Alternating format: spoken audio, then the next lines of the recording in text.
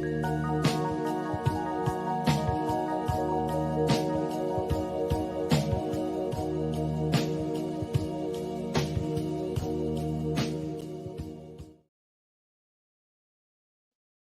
welcome to another Search with Sean, and this is another episode of Quickfire News, where we go over all the latest SEO, AI, digital marketing news out there. We try and cover some more obscure stories, and obviously all the major stories as well in the industry.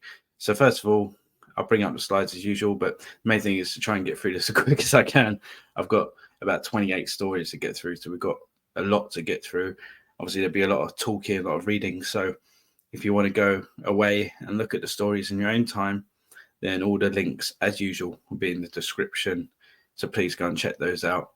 I try and give you the main goodies, but obviously there is other stuff and videos and stuff you can check out. So yeah, let's get going. I'll bring up the slides. So obviously, first of all, as usual, some admin stuff to do.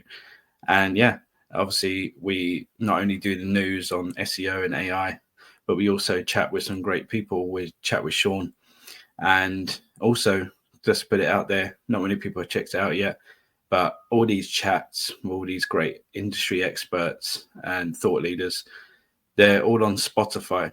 So if you type in chat with Sean, you'll find those chats, and also these quickfire news episodes are also on Spotify. So if you want to listen to the latest news on the go, then type in search with Sean, and there you go, we'll be there.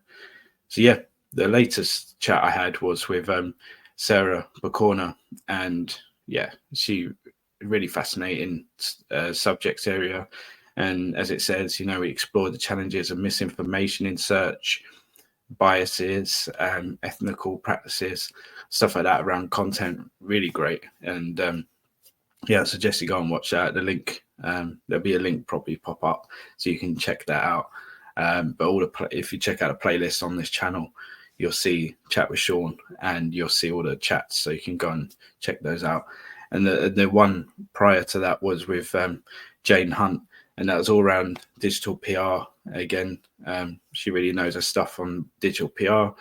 And we just talked about all the key elements of creating a successful digital PR campaign, and everything around digital PR really. So if you're interested in that subject, which I think you should be, really so important now, then yeah, check that out.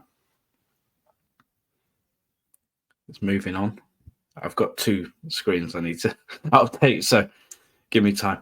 But yeah, the really cool thing is next week is the first and second days of Search with Sean Live. There will probably be one more at least in the new year, but these are the first 2 dates, and they will be streamed across LinkedIn and YouTube.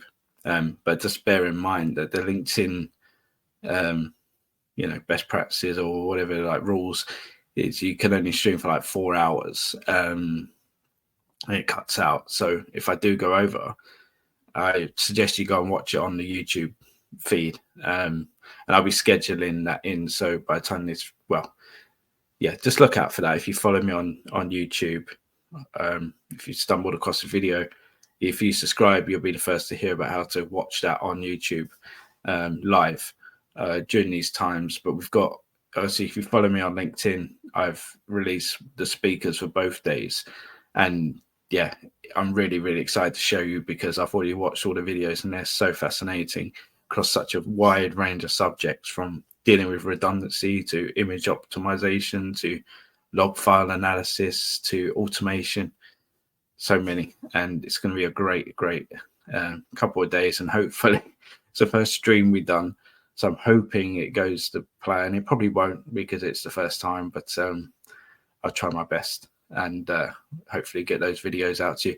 And it will be recorded, so you can't catch it on these days. Then you can go back to the YouTube channel and watch the whole recording when you can. So let's get into the action. And as I say, the first story, you're thinking, well, why is this the first story? But we I do try and throw in just a range of stories because I feel like, we can cover all the main things. We will, like algorithm updates and updates to policy documents, which are all very important in SEO and digital marketing. But I also like throwing more stories maybe you missed and I find interesting, so I wanted to share. So this is Kate Blanchett, deeply concerned by the impact of AI. So am I. But the Australian actress said, "I'm looking at these robots and driverless cars, and I really don't know what that's bringing to anybody." She said, "I'm worried about us as a species. It's a much bigger problem." And she had the threat of AI was very real, and you can totally replace anyone. And she goes on to say, "Forget whether you're an actor or not. If you've recorded yourself for 3 or 4 seconds, your voice can be replicated." And obviously, like say, if you're an actor or actress, then there's problems in that case. But generally, AI it's got so much potential in terms of doing so much good for our species, but also, if we discussed the channel before, it brings its threats as well, and if it gets in the wrong hands, it could be very detrimental. But we'll see how it goes. But I just thought that was an interesting story to pick up on, that it isn't just us talking about AI. This is a wider problem in the world, and a lot of people are talking about it. The next one, obviously, is something we played around with last time, but obviously Alayda Solis, one of the leaders in the industry, has, like she does with newsletters and stuff, now created a news website where it's a bit like Reddit. As we said, you can upvote it, and people submit news stories basically around SEO, digital marketing. And we're going to try and feature, the top ones at the time of recording, and all the links will be in the description as usual. But the top 3 results at this stage is, as you can see, like Google search results, personalize, try without personalization. The second one was guide to Baidu. I don't know how to say that, to be honest, but it's the it's a foreign search engine, obviously, as you probably know. SEO in 2025, step by step. It's quite an interesting one, actually. There's not much info around that usually, so hopefully I pronounced that okay. And the SEO FOMO community 2025 top predictions and tips. That's actually interesting. I'm going to, because there's, we always get in the industry, we always get bombarded with 2025 or whatever year it is predictions by all the leaders in the industry, and basically I'm going to try and compile all those together, come out with the main themes, and do a show around that in January. So that should be an interesting one, because there's quite a few of these coming out, as you've probably seen. So another thing I'm going to try is, obviously I watch a lot of videos, not always about SEO, but I like to go down the SEO rabbit hole sometimes on YouTube, and the 2 videos that really stood out to me at the moment is Good Signals, which is a great channel. I love watching these episodes. I always learn something from them. They always bring in, good people onto the show, and and other people chip in the conversation on the show as well. So I suggest you go and follow them. But on this particular episode, it's 2 people that's been on this show, actually, on Chat with Sean, and it's Daniel Foley-Carter and Amanda Walls. And they always got great recommendations and suggestions and case studies. So I suggest you go and watch that. And then the other one is Search with Candor. Hopefully I pronounce it right, but Jack over there, he was talking to Darren Shaw, and it's all around local SEO strategies, and so you deal with local SEO.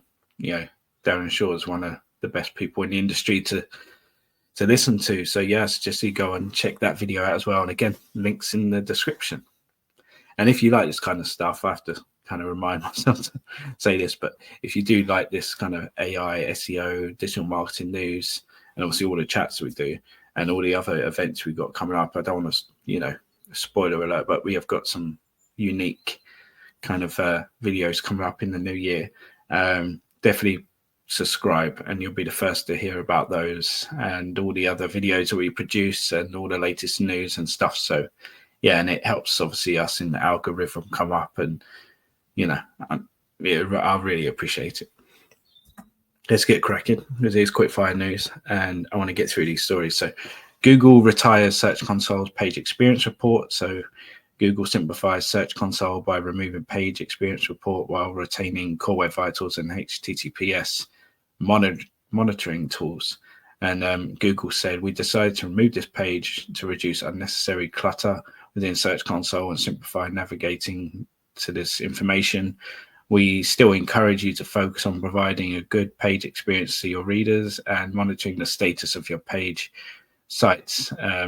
site's page experience in the Core Web Vital and HTTPS reports. So yeah, that's that. Story 3, there's a couple of sides to this, but basically they updated their site reputation abuse policy, which has been much discussed in the SEO world. And they update a blog around it, but publishing third-party content to exploit a site's ranking signals violates the policy, regardless of the level of first-party involvement or oversight. That was the main thing that came out of it. And Lily Ray has said a lot about this, but this was one of the tweets, and I need to update both screens. But she basically said, so basically you can't say this isn't third-party content because our team is involved in the content creation editing process. This was an argument made by many sites involved in partnerships and white label relationships with external content providers. Any third-party content that is significantly different from the main site is eligible to be affected. Yeah, interesting. Obviously, follow Lily Ray for anything SEO, but she really does dig into certain topics, really goes into detail, and there's so much knowledge. So if you're not, I'll be surprised if you're not following her already, but you should. So the next one was also on LinkedIn, via LinkedIn, and this was an interesting finding that the number of websites blocking LLM bots has tripled in the last 6 months. GPT's bot even made it into top 10 of the most blocked bots with a 3% block rate. For context, the number one blocked bot is blocked by 6% of websites. Other bots with noticeable growth in block rates are Common Crawl, Anthropic, Bard, ByteDance, and Perplexity. When looking at search engines, not a single one had a noticeable increase. Bing, Yahoo, and a few Chinese search engines even saw a decrease in the number of websites blocking them. So, yeah, interesting trend going on. Story 5 is, again, someone I always recommend to follow, and Brody Clark, really good at sharing, what's going on search, testing, things being tested by different search engines, mainly Google, obviously. But the main news is that the discussions forums unit in Google search has now been expanded globally outside of the US, and region expansion for the discussion forum features included India, Canada, the United Kingdom, Australia, and others. Both SEMrush and Hrefs have a filter to track when this feature appears. So, obviously, I'm quite excited about this. I think if they use it properly, it could be a really handy feature. Obviously, with my personal circumstances with Macmillan, we have our own forum that helps those affected by cancer. So, if we can get more coverage then that'd be good. But we'll see how it develops. Story 6. And again, someone who's very entertaining to follow. I'm sure many have seen his videos. Is Ferry Kazoni. I hope I pronounced that okay. But this is just an interesting, post on LinkedIn, and just about, an era of ChatGPT keyword research is here. And this is the first time he saw ChatGPT giving away useful information about what people are searching for. So it's a bit like autofill, and Google, when they drop down the what related searches are being carried out when you type in a certain keyword or set of keywords, and obviously ChatGPT Search GPT are doing this as well now. So it's again another, like you say, another source to go and do some research around what people are searching around certain terms. So yeah, I think that's a good comment there. Number 7. So someone you should be following again, and we did discuss his new Spotify show last week. I think it was last week. It could be 2 weeks. But generally, he's got a new Spotify channel which covers kind of going over the patent documents of Google. It's really interesting. So check that one out. But also here he just covers some findings, and it's basically around 22% mobile pages contained invalid HTML elements in the head section. So Google's documentation reads that once Google detects one of these invalid elements, it assumes that the end of the head element and stops reading any further elements in the head element. It's a lot of elements. That's a problem when there are things in there that you want Google to act upon. There's some examples of elements there as well. Really interesting find. That definitely is something that maybe you should go and check out on your own site if you've got those issues. Story 8. Again, like I said, I'm reading quick. I'm trying to get through all the stories as quick as possible. It's called Quick Find News, but all the links in the description, so check them out. So this one is something we covered before. There's lots of stories around it at the moment, but how AI is kind of helping things. Obviously, we discussed the first story, potentially the issues, but like I say, it can be used for good. And this is an example. So AI could predict hurricane landfall sooner. So a new AI tool from Google's DeepMind predicted where September's Hurricane Lee would make landfall in Canada 3 days ahead of existing models or methods. Sorry.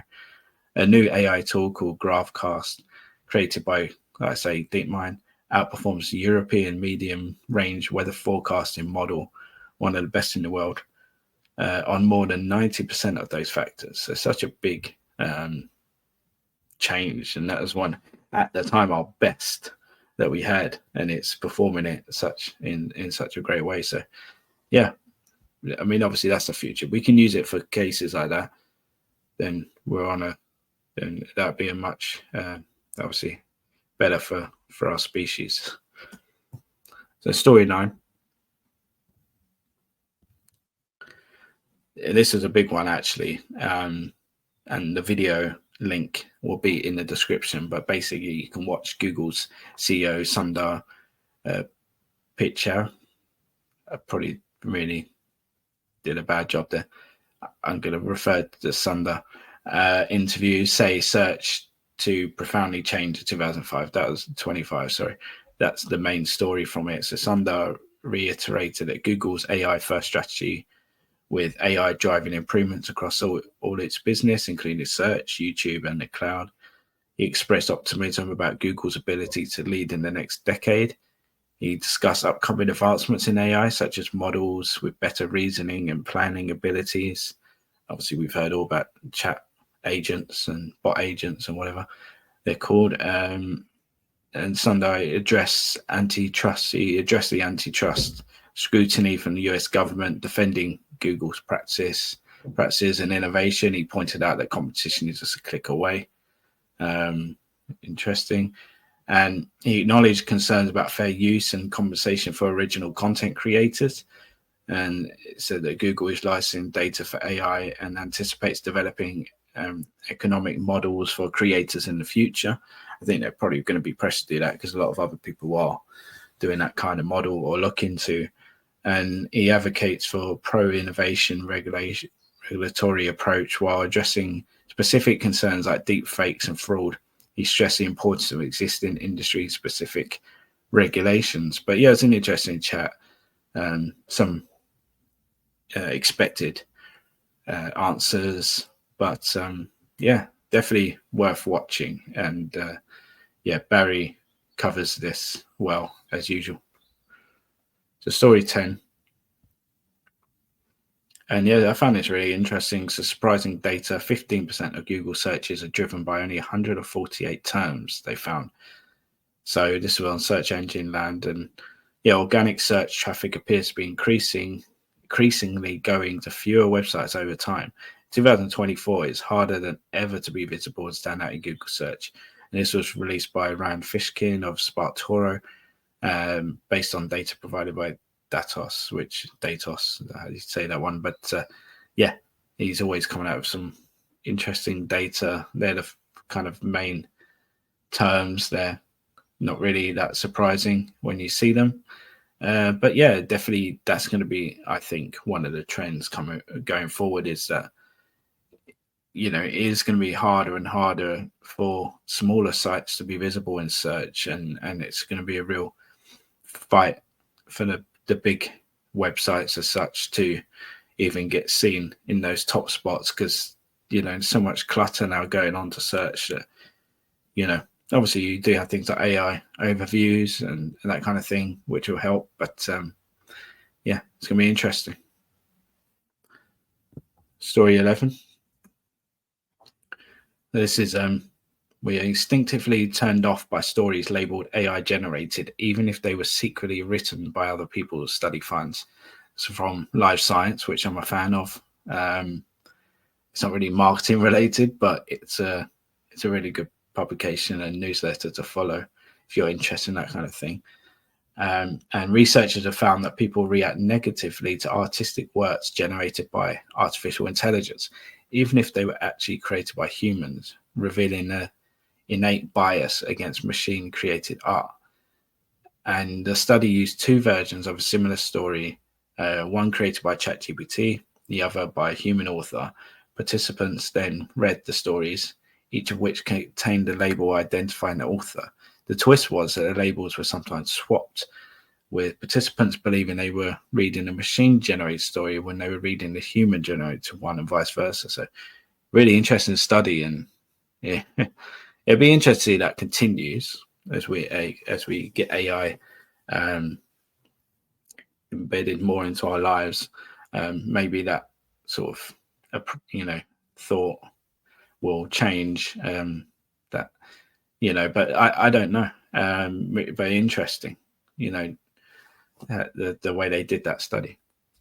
The story 12 is from Botify, and AI overview study inside Google's new search reality. So they analyzed 120,000 searches, and they found that AI overviews appeared for up to 47% of searches, and AI views and feature snippets together can take up to 75.7% of the screen on mobile. So you think about, as I said previously in that story, that there's not much room then for organic search results, after you got paid.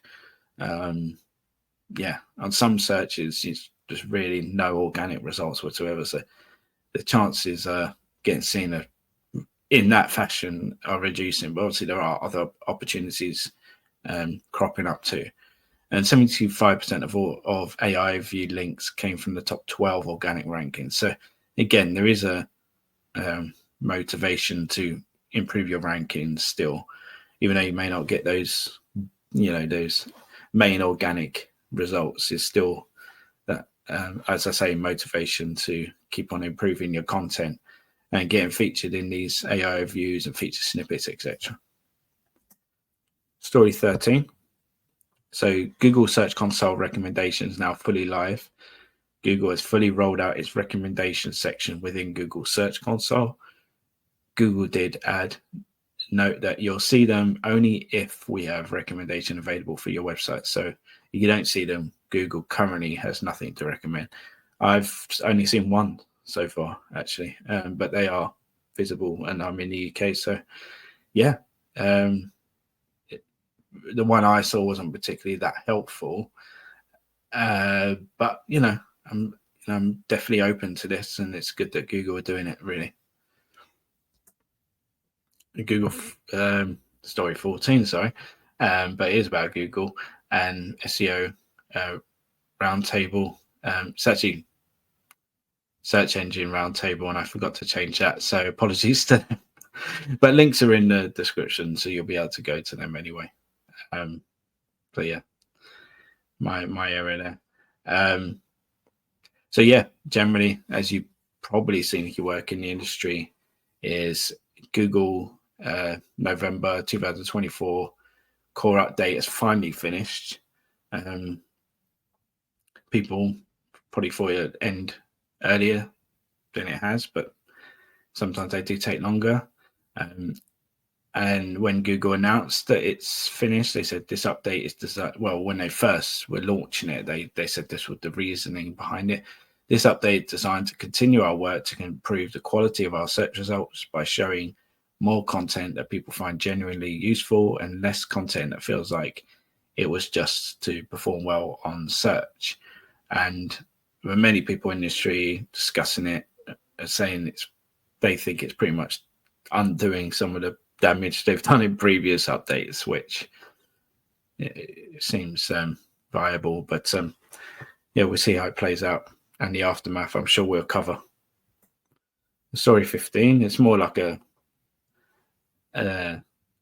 kind of just a news flash sort of thing. Is not so much a story, but yeah, it's Christina Azarenko, big fan of her work, and her Chrome extension, SEO Pro extension, has now over 100,000 users, which I think is incredible. Really, really great. Yeah, I use it almost daily, and if you don't use it and you work in SEO or digital marketing, I do recommend you download it. It's free, and it's really, really helpful. Find out all the key information about certain pages and sites. So story 16. So Blue Sky emerges traffic source. Publishers report 3 times engagement, increase. So yeah, publishers report 3 to 4 times higher engagement and conversions on Blue Sky compared to other platforms. Blue Sky doesn't penalize link sharing, making it attractive for publishers and SEO professionals. So yeah, if you didn't know, but Blue Sky is a new social media platform, and we're on it. So if you go on there, and if you're on there already, type in Search with Sean and connect with us, and obviously we'll publish all the latest videos and news and stuff around this around SEO and AI and so on. So yeah, do check that out. So far, played around with the platform. It seems quite cool. Obviously very similar to Twitter, but there are some differences, and seems quite cool how they've laid it out. So definitely check that out. And that's missing a LinkedIn logo. I'm not gonna lie, I did kind of rush these slides a bit, so there are some errors. But yeah, just if you want to connect on LinkedIn, that's how you find me. So yeah, story 17.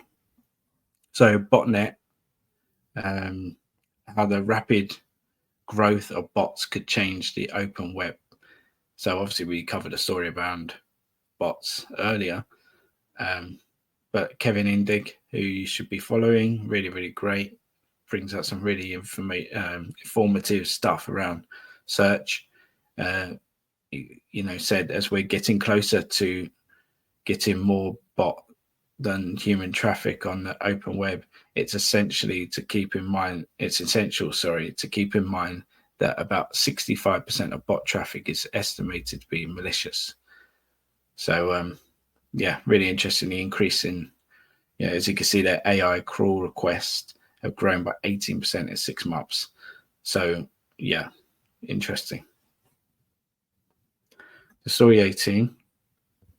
Again, this is just more like a post that I found really interesting. It's not always major news stories, but there's some insights. And again, our friend Darren Shaw, it's on Blue Sky, actually posted this. But yeah, you can go and check out that post, because it's a bit small to read on here, but he just basically, as he always does, giving you some real good information and tips around what's the direct impact on rankings in kind of your Google My Business profiles. And all those local listings and really breaking it down. And he does such a good story of that. Obviously, on that video I recommended earlier, he goes into more detail around these. But definitely check that out if you've got local listings that you want to optimize. The story 19. The OpenAI has no immediate plans for ChatGPT advertising. So, according to OpenAI's Chief Financial Officer, Sarah Freer, our current business is experiencing rapid growth and we see significant opportunities within our existing business model. While we're open to exploring other revenue streams in the future, we have no active plans to pursue advertising. And the CEO, Sam Altman, called ads as a last resort for us. So, although I have heard other insights and people talking around, them testing it out, but I don't know. I mean, it seems from here that it isn't in the pipeline. I hope not, because I think that's why people would switch to things like SearchGPT, because of the non-advertisements, personalized ads and all that stuff. I think that's one of the main attractive bits to it. So I hope they don't. And it looks like they're not thinking about that yet. So story 20, again, another really cool bit of info. And again, the link will be in the description because the chart is a bit, is a bit small for you to read. But Cyrus, you don't follow him, then you should, because he's always, again, putting out really great stuff on search. And he's just basically broken down from a study about Google Shopping and what are the, most. Basically, we analyze, as it says here, we analyzed 5,000 Google Shopping results. Here's what we found. And basically, the main factors that correlate with higher Google Shopping results. You can see things like domain rating, review structure data, shipping score, star rating, things like that. So, I mean, obviously, most of it you would expect, but it's interesting to see. It might give you some steer on what to focus on. Story 21. So Perplexity launches AI-powered shopping search. A lot of talk around this as well at the moment. Perplexity is not really that, got that much of a market share, but they are doing some innovative things. So really, really interesting to watch them. And the AI-powered search engine is introducing visual product cards with detailed information, one-click checkout, innovative merchant program that could reshape online shopping experiences. And they go on to say how it works. So product search results now include visual cards with pricing, seller info, pros and cons. Users can search using text or images. One-click checkout with stored payments and shipping details. Pro subscribers get free shipping, offers unbiased recommendations without sponsored slots. So it could really change the way shopping is done online if people adopt it. The story 22. OpenAI makes AI video generator Sora publicly available in the US. So Sora is known as a text-to-video generator, a tool that can create AI video clips based on a user's written prompts. So it is understood that OpenAI is working through compliance requirements with the Online Safety Act in the UK and the Digital Services Act and GDPR in the EU. So basically, it's out in the US. If you want to go in there, and I mean, some of the videos I've seen are unreal, really impressive what you can create with this platform.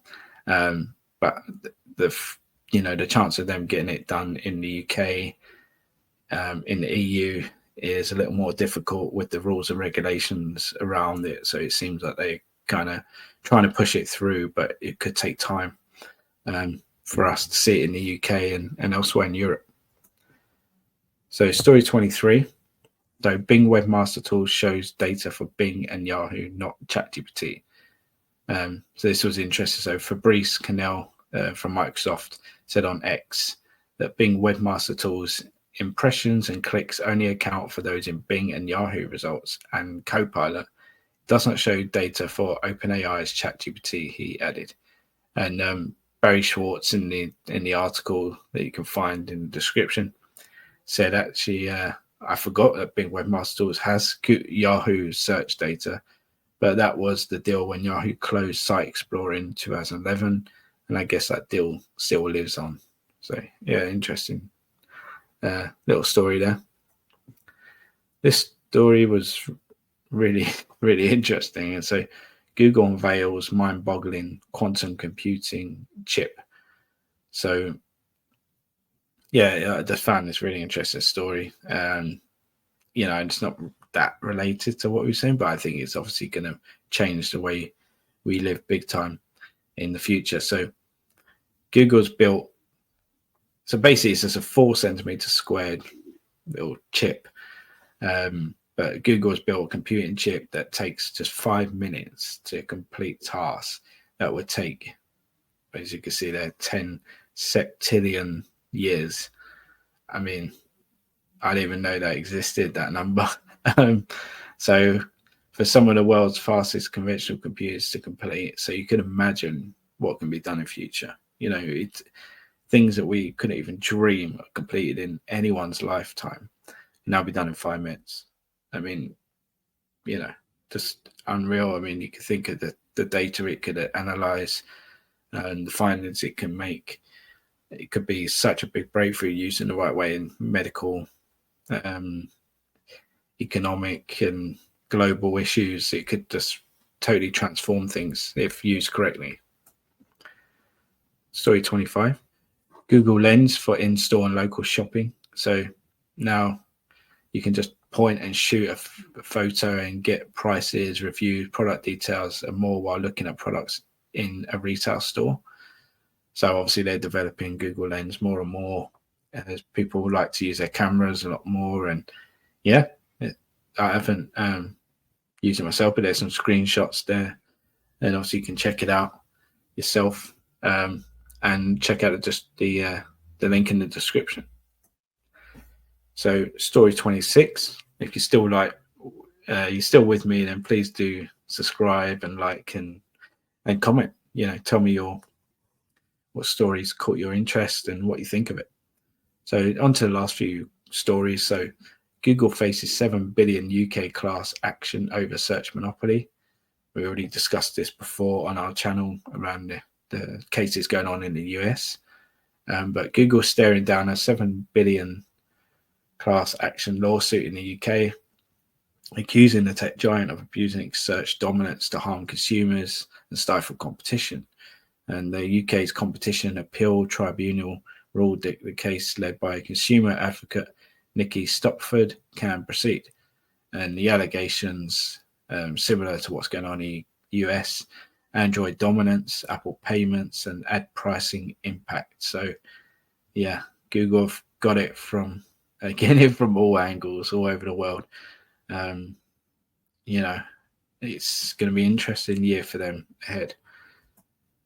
And story 27. So again, someone you should be following. I mentioned earlier is her name, but Aleda Salis. So insightful, so knowledgeable.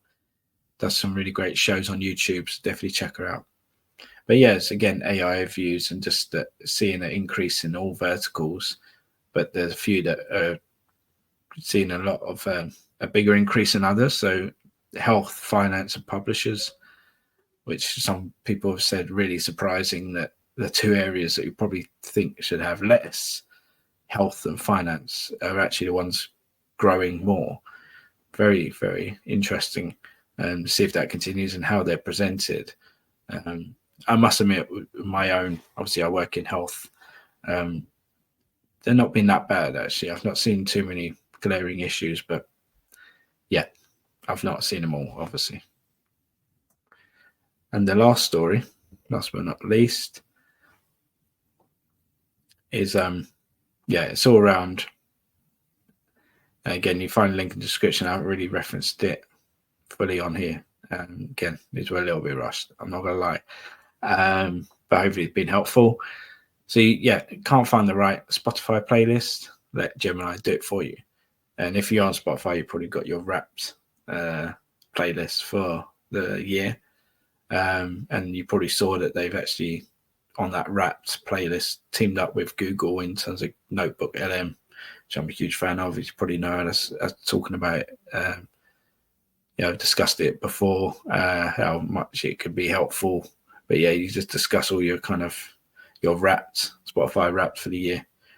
Yeah, interesting little sort of feature there.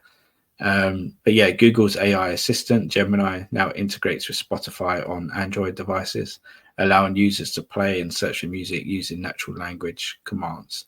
By linking your Spotify account to Gemini, you can request specific songs, albums, or playlists, and even ask for music to suit activities like running or studying. However, Gemini currently can't create custom playlists or radio stations on Spotify. So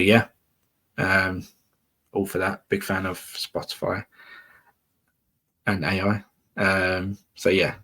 It's cool. So that's it. Hopefully I didn't go too quick through all those, but like I say, all the links in the description. And if it you enjoyed it, please do subscribe and like the video. Leave comments. I say what ones interested you. What do you think of what's going on in AI? What do you think is going to happen to Google in 2025? Please give me your recommendations on who I should be following as well. Thank you so much, and hopefully we'll see you at Search with Sean live next week. You can stream it on LinkedIn and YouTube, but generally just have a good rest of the week and speak soon. Bye.